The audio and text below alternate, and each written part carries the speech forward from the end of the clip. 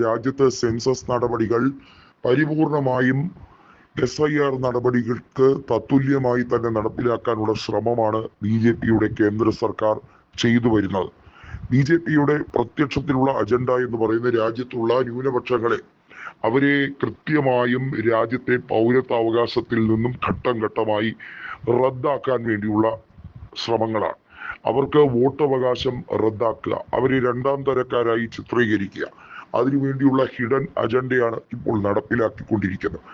ഈ രാജ്യം ഹിന്ദു രാഷ്ട്രമാക്കി മാറ്റാൻ അല്ലെങ്കിൽ ഒരു പ്രത്യേക മതരാഷ്ട്രമാക്കി മാറ്റിയെടുക്കാൻ BJPക്ക് വല്ലാത്ത ഒരു താല്പര്യമാണ്. അതിനെ ചൂട്ടുപിടിക്കുകയാണ് ഇപ്പോൾ ഭരണ സംവിധാനം മുഴുവൻ എന്ന് പറയാതിരിക്കാൻ വയ്യ. രാജ്യത്തിന്റെ ഭരണഘടനയും അംബേദ്കറുടെ തത്വങ്ങളെയും ഉയർത്തിപ്പിടിച്ചുകൊണ്ട് ഇന്ത്യ മുന്നണി നേതൃത്വം നീങ്ങുമ്പോൾ അതിനെ തട്ടിക്കൂട്ട് മുന്നണി എന്നും ഇന്ത്യ മുന്നണി എന്നും പറഞ്ഞ് കളിയാക്കാൻ ഒരുപാട് പേര് കാണും. എന്നാൽ കളിയാക്കുന്നവർ മനസ്സിലാക്കേണ്ടത് നാളെ അവർക്കും ഈ 8ന്റെ പണി കൊടുക്കാനുള്ള എല്ലാ സാധ്യതകളും അവർ തന്നെ അതിനുള്ള കുഴി തോണ്ടുകയാണ് എന്ന യാഥാർത്ഥ്യ ബോധം വേണം.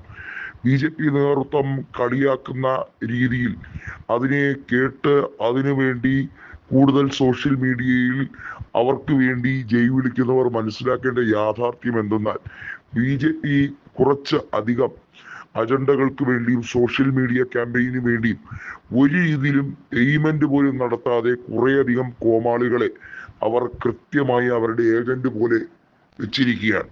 അവർ BJPക്ക് വേണ്ടി വാർ റൂമിൽ പണിയെടുത്തോളും.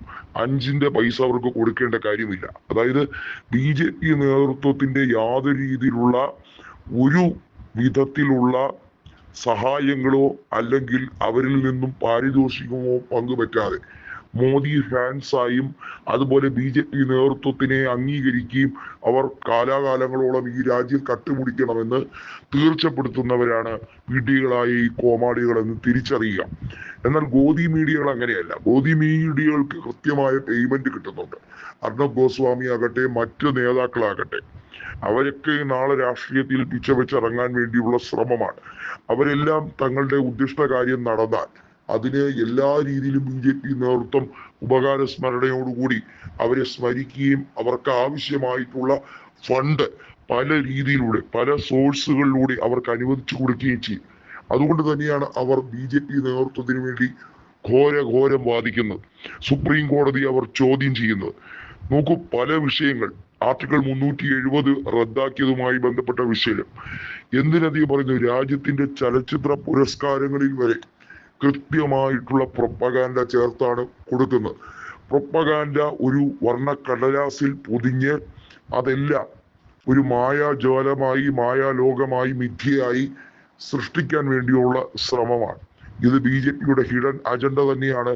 BJP ഇവിടെ ഡിവൈഡ് ആൻഡ് റൂള് ഉത്തരേന്ത്യയിൽ നിന്നും ദക്ഷിണേന്ത്യയിൽ നിന്നും പറഞ്ഞ് നടത്താൻ തുടങ്ങിയിട്ട് കൊല്ലം 12 കഴിഞ്ഞിരിക്കുന്നു.